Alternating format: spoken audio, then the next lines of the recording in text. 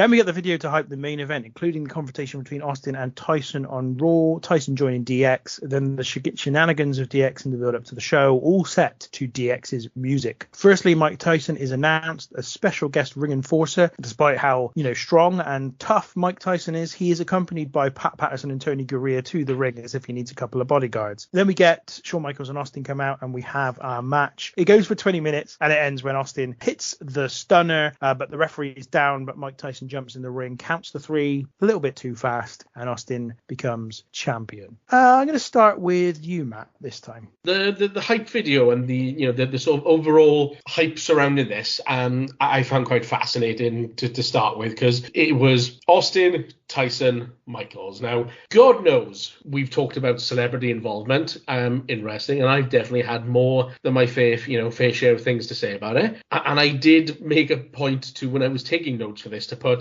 even put something on the line of, I have moaned about this quite a bit, but let's be realistic. I can't here, because this was the, if you're going to say Mr. T was the celebrity involvement in the for the time that this was on, that this was one of the most successful times that they'd ever done it. So I had no problem with it here. The match itself was, it was, when you just said it was about 20 minutes, I was actually quite surprised, because I was quite surprised it was that long. It was all right. I'm struggling to find any other sort of term of saying that it was all right. I mean, I've definitely seen better from both. I mean, okay, let's be fair.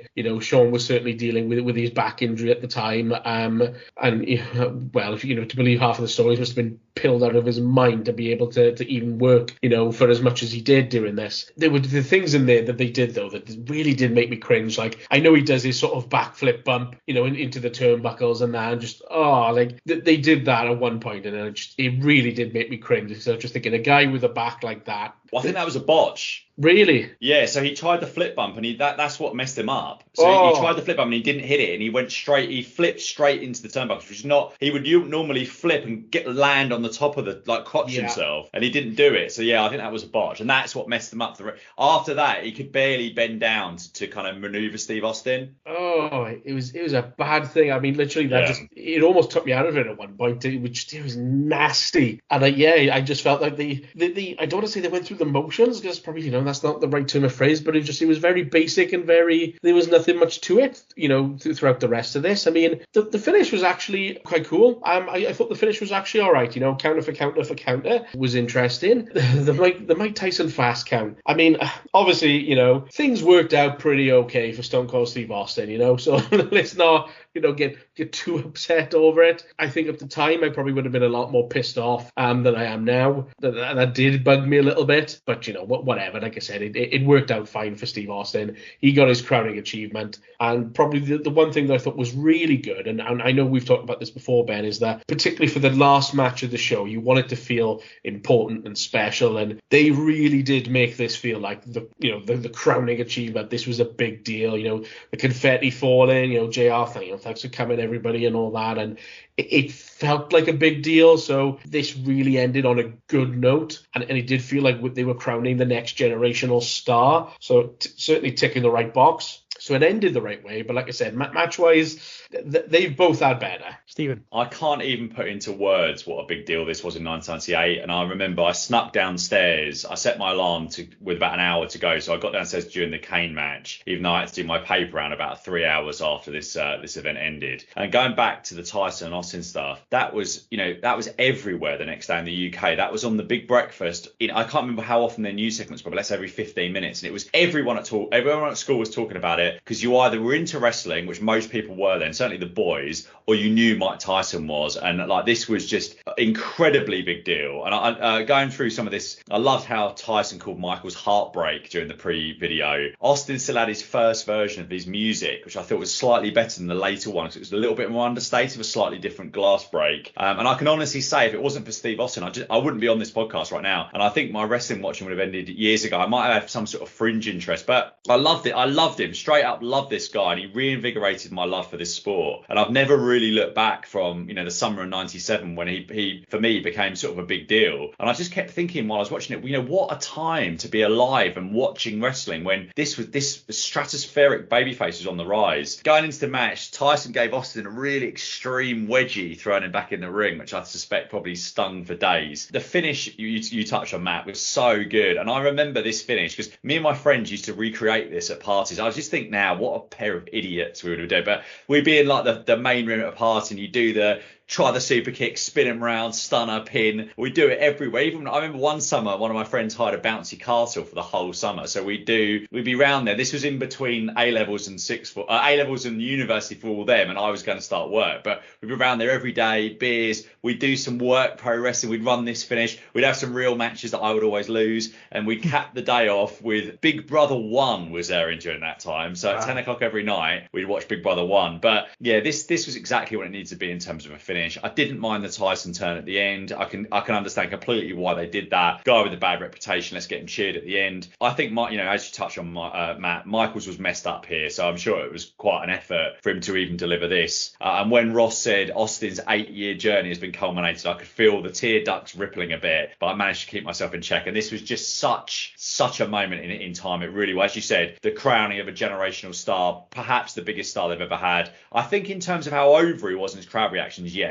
But obviously the longevity didn't have like Hogan did. But yeah, what a moment this was. Yes, massive moment, massively important moment, to the point where there's again a legend or myth from the time that basically the Undertaker was stood backstage to prevent Shawn Michaels from getting out of doing the job, because obviously we've documented that quite a lot. Shawn Michaels was notorious for not doing the job, and I mean, I shouldn't imagine on game day he'd turn around and not do it, but who knows? It's Shawn Michaels. He was unpredictable for a lot of the time. So yeah, massively important for the company, massively important for Austin. Yeah, everything was building to this. What I'll do before I go into too much about this, I will give you the old WWE's 35 years of WrestleMania take. Yes, love it. Because there's a couple of things about this. Obviously, this is the main focus of the WrestleMania 14 entry. Starts off, and again, you might see a pattern here of the fact that it's WWE made book. The world of sports entertainment was in the midst of a revolution. WWE was in an ongoing battle for fans with WCW. In the years since WrestleMania 13, WWE had seen the formation and dissolution of the New Heart Foundation, the rise of Stone Cold Steve Austin, the emergence of the cocky bad guy The Rock, the birth of D-Generation X, and the most infamous moment in the history of WWE, the Montreal Screwjob. WWE was looking to launch a new period in their history, and to do so they wanted to bring in former heavyweight boxing champion and baddest man on the planet, Mike Tyson. At the time, Tyson had his share of legal problems. He was serving a Nevada State Athletic Commission suspension for biting off a portion of Evander Holyfield's right ear during a boxing match. Some within the company were concerned that the cost to sign Tyson would preclude WrestleMania from becoming a financial success. Advisors told Vince that without Tyson, WWE could do 400,000 to 500,000 pay-per-view buys and make money. With Tyson, the company would get 700,000 buys and lose money. Vince told them, "Don't you understand? I'd rather lose money on 800,000 buys than make money on 400,000. That's how we grow the business." So Vince, very much the absolute genius, once again, being positioned here by the book. The other entry for this is the actual match itself, which is talking about the man who wrote the foreword for this book, which is Mr. WrestleMania, Shawn Michaels. Heading into WrestleMania, Shawn Michaels was in excruciating pain, landing on a casket at the 1998 Royal Rumble, crushed one of his spinal discs and herniated 2 others. In the months leading into WrestleMania, Michaels appeared only on Raw and at promotional events, and there was some concern over whether or not he would perform at WrestleMania. Steve Austin remembers, "Things were heating up heading into WrestleMania at the time. Shawn was pretty temperamental. It was hot or cold. His back was bothering him, and I don't think he was in a good place mentally. We didn't even know if he was going to get into the ring." Despite his best efforts to conceal his injury, agonizing pain was written all over Shawn Michaels' face. Controversial and brash, Michaels was a proud WWE superstar. His insistence on going through the match was a tribute to his courage as a performer. So yeah, you can see who WWE are very much kind of bigging up in those sentences there. Yeah, 3 cheers for Shawn. It's all right. It's not a great match. I mean, I think ultimately the quality of the match is spelled out by the fact that I gave the mixed tag team match my match of the night. This should have been the match of the night, but it wasn't possible due to Michael's injury, and I would argue also probably still due to Austin's injury, because it's not that long before this since he suffered his neck injury that ultimately would retire him not that long late, a couple of years later on. So he's probably also still coming to terms with it. It does what it had to do, though, which was give Steve Austin the title. I know what you mean in terms of obviously aligning Austin with Tyson meant that you could have the visual at the end where Tyson adds to Austin's kind of overall pop, but it doesn't make any sense. Let's be clear. It doesn't make it doesn't really, blind bit of sense in the scheme of the story. And look, Michaels is clearly in pain in this match, and he did at least do the job, which was the bare minimum he could do given everything that had happened in the past. And in truth, WWE absolutely desperately needed him to do the job here. There was nothing else that they could do. If they had not been able to present this main event, I do not know what they would have done, because Steve Austin had to go over the champion and had to go over the recognized top star in the company at the time in order to take that place. This was such a big deal at the time that even though I didn't have Sky and wasn't able to watch it, I did have the poster for the show on my wall for about 2 years after the show had happened. It was such a big deal at the time. It was so important. Now, that's not to say it was the biggest match of all time, although it was a significant step up on the previous year's buy rate for WrestleMania. So WrestleMania 13 had 237,000 buys. WrestleMania 14, 730,000. And just to put into context the turnaround there as well, in 1997, WrestleMania was outdrawn by the Rumble and Survivor Series that year, and nearly outdrawn by SummerSlam 2. It was an all-time low WrestleMania buy rate, and they turned it around to the tune of 500,000 buys in a year. And that is testament to how popular Austin already was. Testament also, though, to how popular wrestling was becoming, because WWE were still beating WWE in the ratings war. They still had more people on a weekly basis tuning in to their product. So that gives you some idea as to the popularity of Austin. And I'll leave my kind of overall review for the show in a bit, because I wanted to come back to what I said earlier on, which was that alternative history, or the road not traveled, because we've been doing this a lot through the WrestleMania series, and genuinely there is no alternative card to this show. There's absolutely none. You couldn't formulate a different card. But what I was interested in is we talked about Bret Hart and what might have happened in his career. Now, what would he have done at WrestleMania 14 if he'd have stayed with WWE? Because I have no idea. Maybe Ken Shamrock might have been his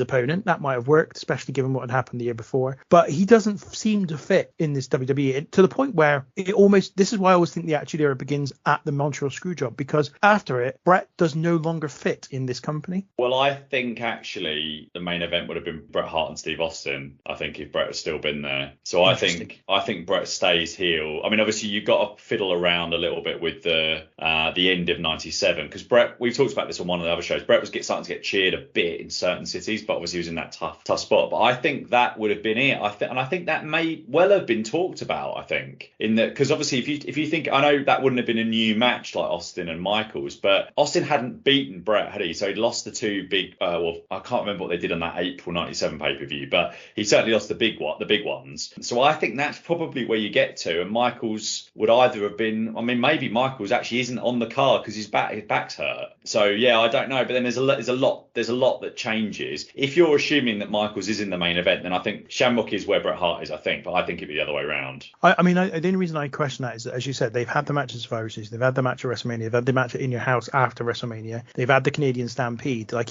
Bret and Austin's played out, surely, by this point. Yeah, but then he hasn't beaten him, has he? Is the only thing I think. But yeah, I mean, there is that, but I just don't know. I feel like that's something he would have done afterwards to get that win back. Perhaps. You know what I mean? It's just such a difficult, because there's so many. Do you do Shawn and Bret if Bret's staying? I don't know really. I think that it's such a difficult one. Yeah, I don't know. I agree that the Michaels match is a newer match. I suppose they didn't know that Bret wasn't staying at SummerSlam, so you still probably do the booking there. And Michaels is a heel, so I don't know. It's really tricky. It's really tricky, and I don't know. And I just don't feel like legitimately after Survivor Series 97 I can picture Bret in the WWE anymore. Forget what happened there. It's more about the just style of the product at this point. Just Raw during 98 and 99 is unmissable, but has the lowest hit rate for good matches of any years on Raw ever. Like, there just are not classic matches. There are no really good matches on Raw during those years. Great moments, great storytelling, but no good matches. And as good as Bret was in other respects as well, and storyline wise, he would have wanted to be wrestling. He would have wanted matches that were longer than 4 or 5 minutes, which is what most of the Raw matches were at the time.